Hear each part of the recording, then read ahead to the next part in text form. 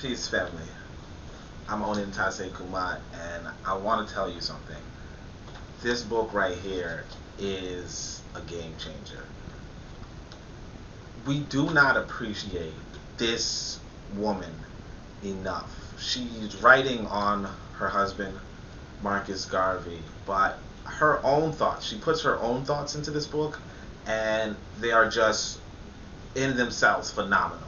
Okay, I want to share with you on page 160 an article that she writes, and you can you could see why we cannot sleep on how necessary the black woman is. You know, the black woman is just the most wonderful thing on this planet, and you're gonna see why. She is now. Marcus Garvey was a genius. She was a genius, and this gives you hope. You know, this gives you hope to be appreciated in this life. Any man that questions what is out there for him, pick up this book, and you can see. At one point, I met Marimba Ani, and Marimba Ani told the group that I was with that we had to read Tony Martin. We had to read Tony Martin to fully grasp Garveyism and so on and so forth. I think she should have also mentioned this book. Marimba Ani also is another brilliant black woman. So, this right here is going over the great women of our story, and Amy Jacques Garvey. This is. I'm gonna read it to you. I'm gonna explain a bit of it. But here's how it starts. All right. And sorry, I can't show it on the screen because it's paper copy, it's paperback. But hopefully my voice is good enough. All right. So when one follows closely, and she's just going to preface her article, when one follows closely the activities of world powers and learns the policies motivating their actions, only then can he understand and value the intensity of Garvey's struggle and the urgency of his appeals. The following quotation from one of my articles to the Negro World, March 28, 1925, proves the point. And I want to say this. I tried to look for this article. You can't find it online. So there's a lot of stuff you can't find online. This is why you get and order books and just keep them and read them and really learn, because a lot of stuff are not online. This book is not online. I might put it online. You know how I did with Carlos A. Cooks, okay?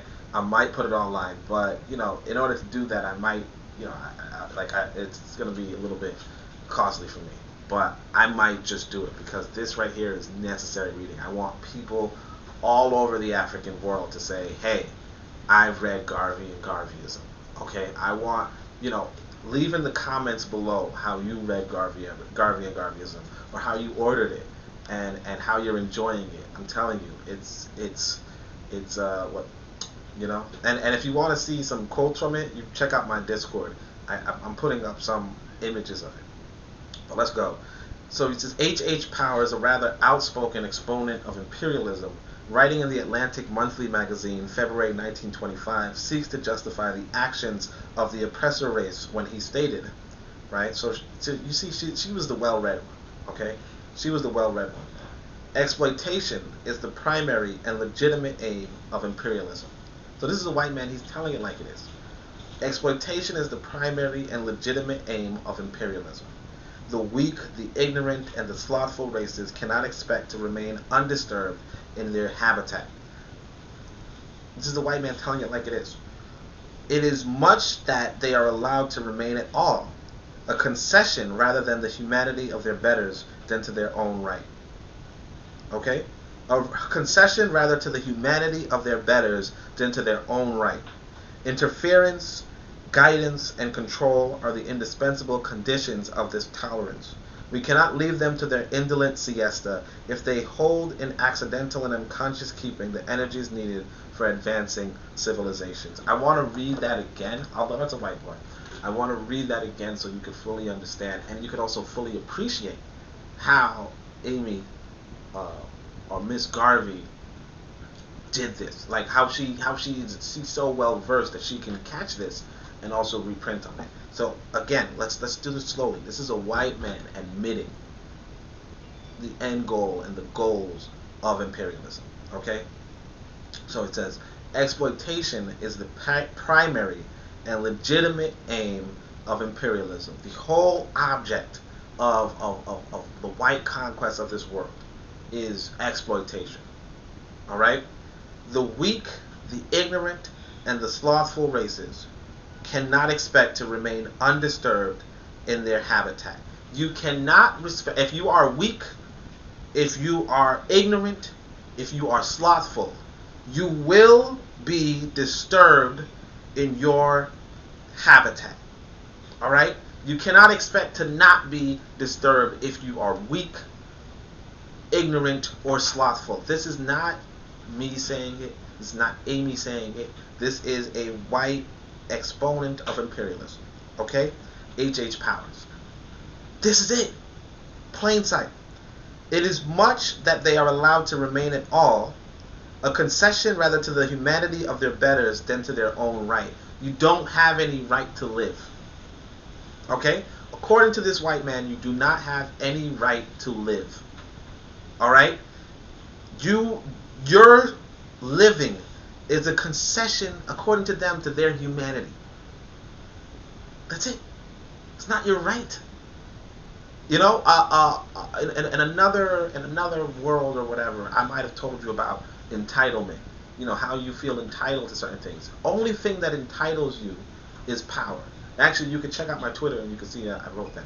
Right? The only thing that empowers you is, the only thing that entitles you is power. You want to focus on power. Again, you know, you read this book, you read this book.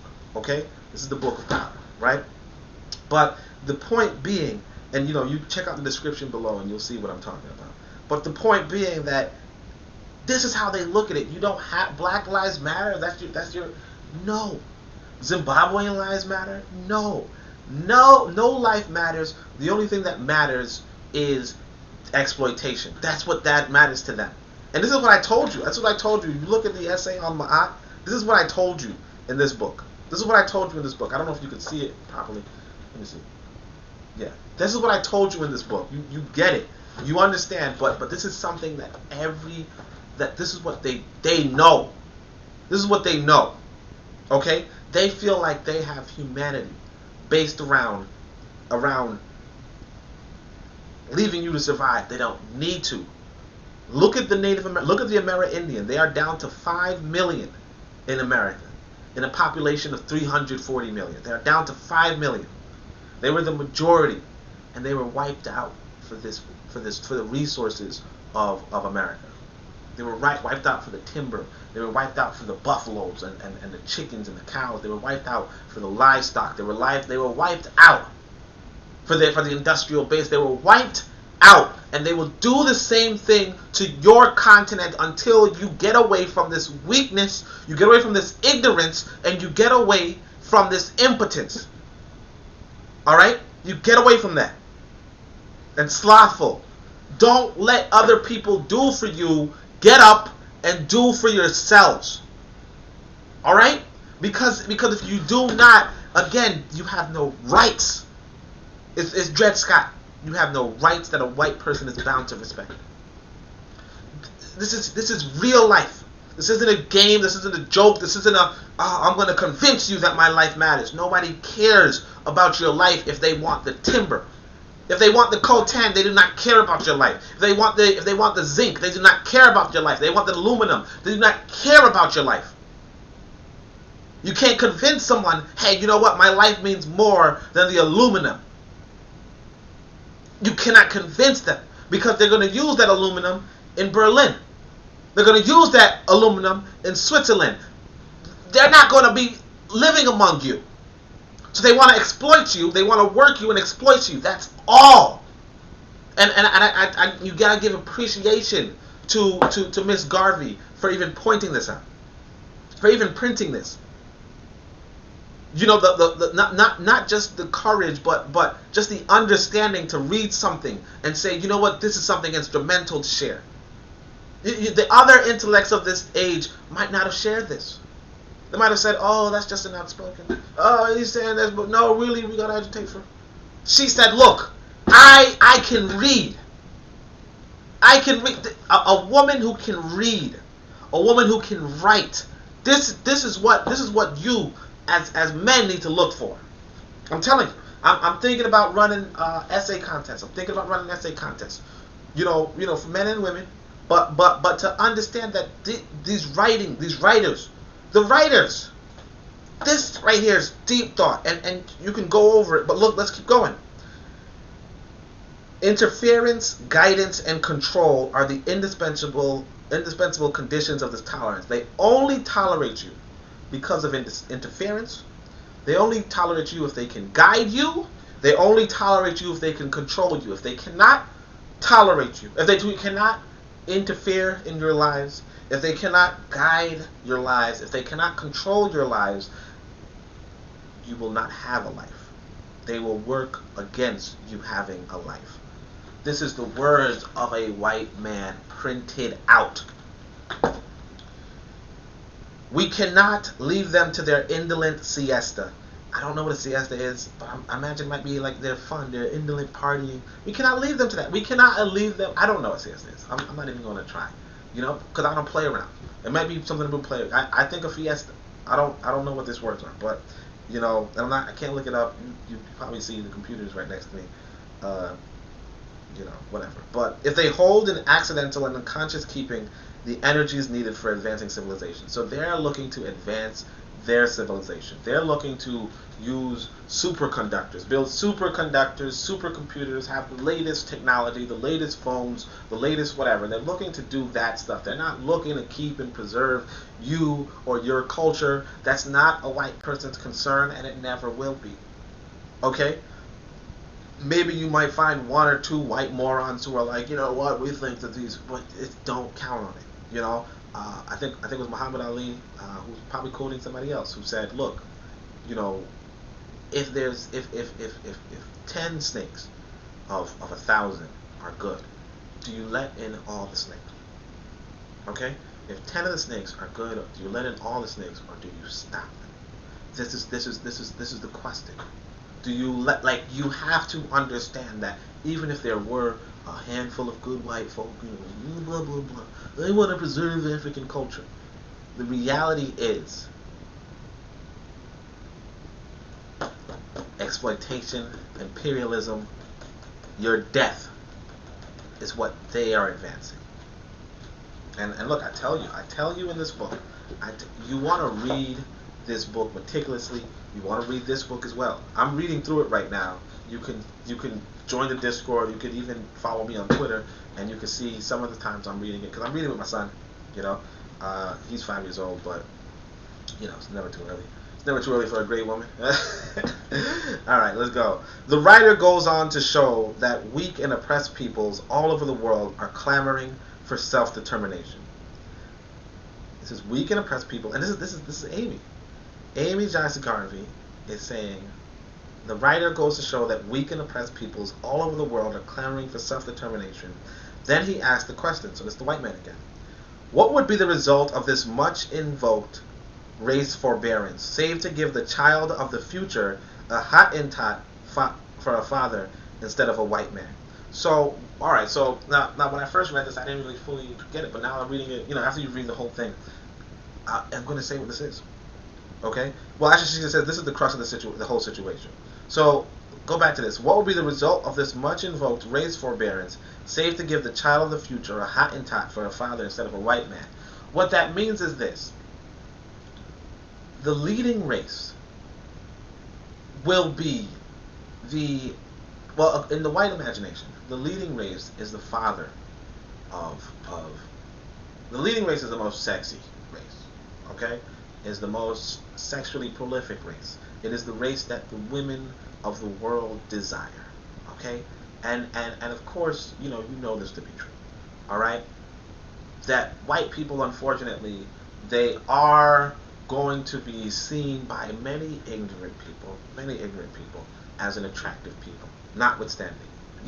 Mostly because, look, just understand it. Just simply put, if you can develop cultures, if you can protect the women, if you can provide an economy for the women, if you can do so on and so forth, then the women who are desperate will turn, and you're creating this desperation. You are creating this desperation. The women who are desperate will turn to you for comfort, for survival, for children, for procreation, for families. And when they do that, the white man is the father. Okay? The white man is the father. And understand that you're going to see this all over the world, where the Chinese are the dominant population. They become the fathers of the mixed race children. Or you see where the white man is dominant. He becomes the father of the mixed race children. And sure enough, yes, you will see black fathers of mixed race children. That will happen. That will happen. Or you'll see, you'll see black mothers and so on and so forth. But the reality is that when you look at it from not just from an anecdotal, from an individual setting, but from an overview, right, you will see the degradation of the genetics of black folk. You will see it necessarily.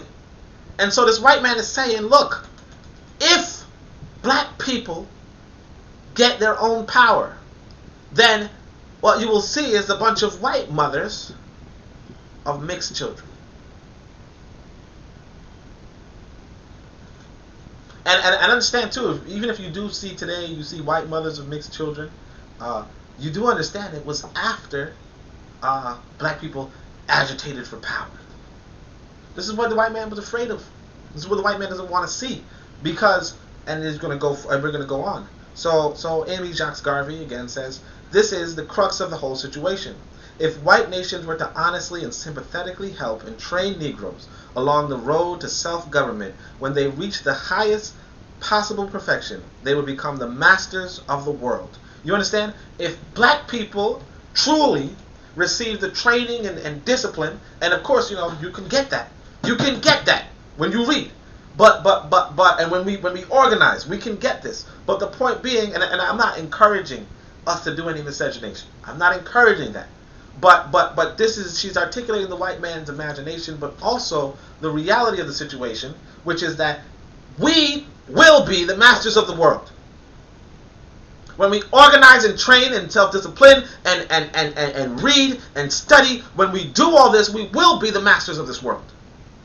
All right? And Amy Jacques Garvey is telling you, this is why I said, you want to read brilliant women, brilliant men. You want to read the brilliant, because they will tell you what the reality of this world is and what we need to do and what we can do to get to it.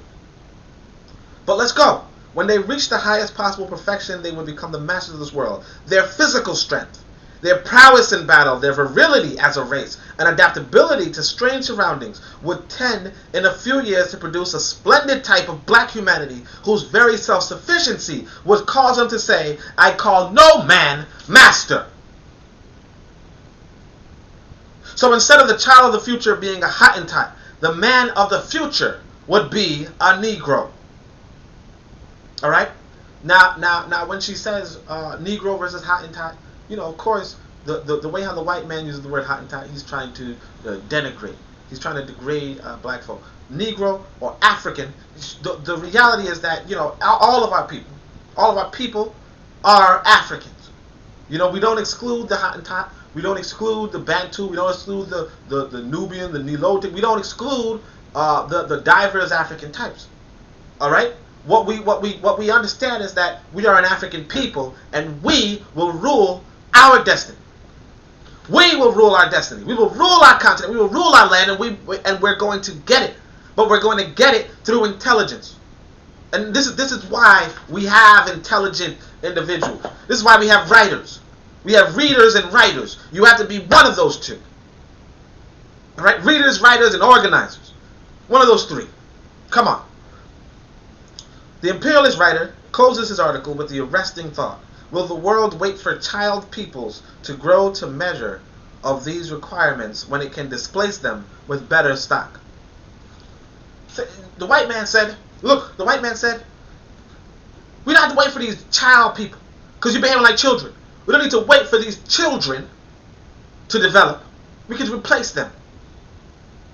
We can replace them. We can look what happens in South Africa.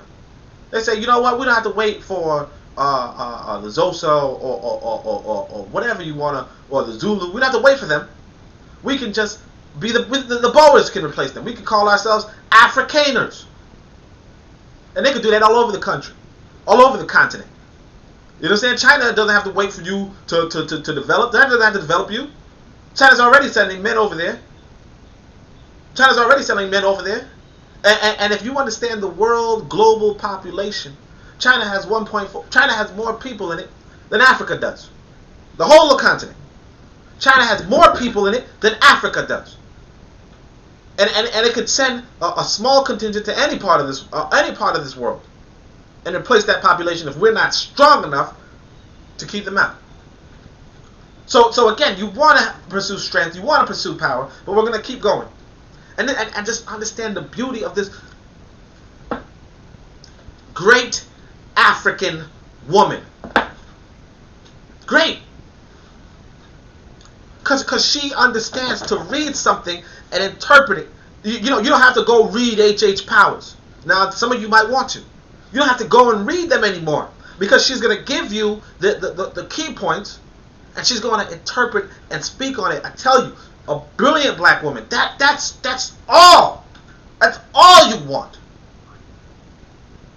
But let's keep going. The white man is determined to have all the world and its resources if possible, for himself and his posterity. This is Amy talking again.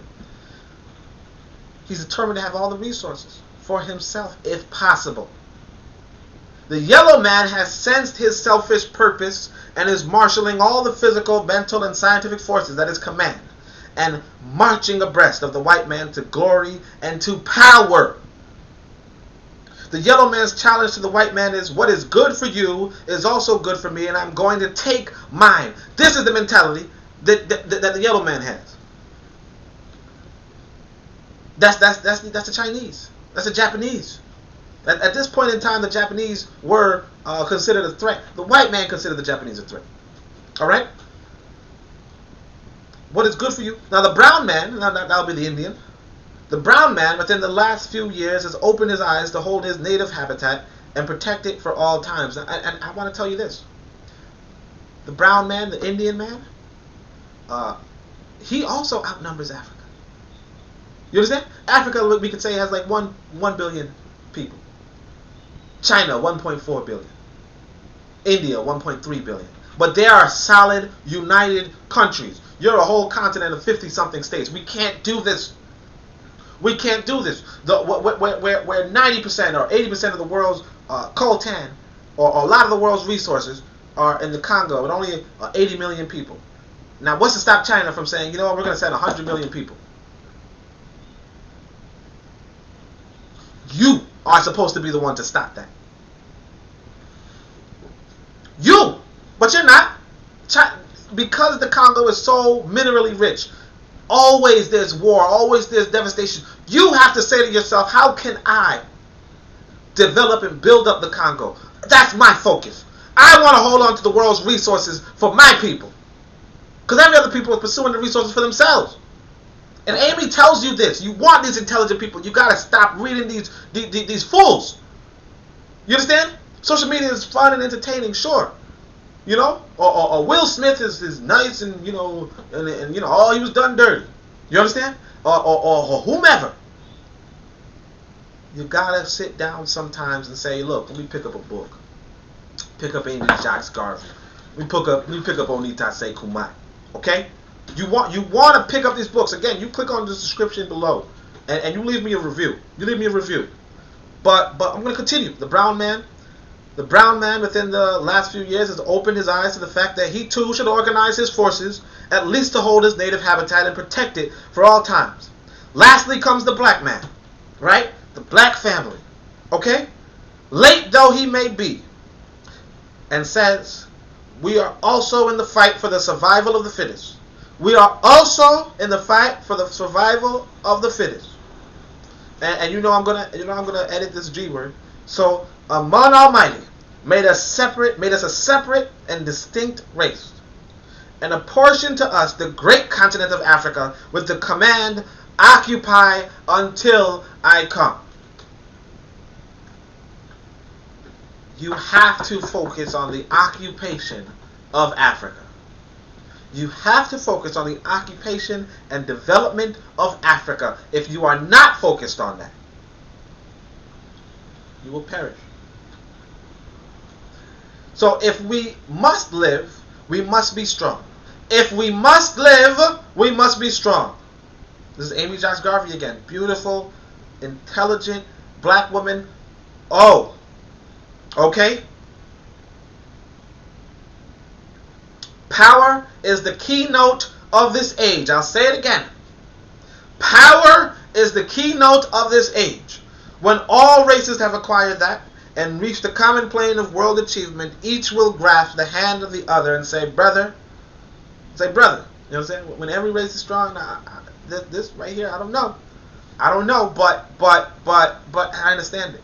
Because I mean, it's not that I don't know. I mean, the truth is this is what it is. Okay?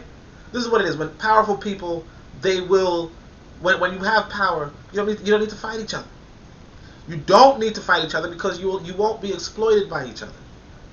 All right? You won't be exploited by each other. If you are more powerful, then you can exploit them. But if you're not more powerful, then you just have a balance. You just have a possibly a trading relation, whatever. The truth is that this is actually true. I wouldn't say it, but it's true. This is a woman who thinks. A lot of our people do not think. A lot of people, I don't want brother. You don't got nothing anyway. You don't have anything. You need to develop power, and until you do, you don't have anything. I don't care what you have to say. Nobody does. As she says at the end, you'll say, brother, and until then, the struggle continues. Until then, the struggle continues. So I want you to pick up this book. It's not all her writings, but she decided to share some of her writings. And I tell you, brilliant black woman. And look, I want the brilliant people of our race, man and woman, get on this Discord. Get in my. You got my email address. You got my email address. Look below. You got my Twitter. You got everything. You could DM. You could send me a message. You could email me. You could do all that stuff, because the brilliant people of our races, we are the leadership. We are the future. All right? There's going to be a lot of our knuckleheads who are going to be, oh, well, I want to look at these celebrity gossip, and that's fine. They will do that. But I want you, if you're an intelligent African, to get this done. And I'll tell you, I might start running a program just to see who among us are those intelligent people. But until then, I want you to get this book, read it cover to cover. Okay? If you want to find a 5-year-old and read it to them, go for it. And then read this book. All right? This is the book I wrote. And this is what we have to do as a people. All right? We have to do as a people. And I want you to leave me some reviews. I only have 5 reviews right now. All right? And it should be 10. It should be 10. It should be 20. It should be 50. Leave a review. And help our people help ourselves. But thank you so much for listening. Shem Yem Hotep, Nitaya too, and I appreciate everything you've done. And I appreciate everything you do. And of course, you gotta love brilliant and beautiful black woman. This was a power couple. This was a brilliant and intelligent couple. And Asante Sana, Ashe, and all that. But thank you so much, Nitaya too, and peace. Shem Yem Hotep.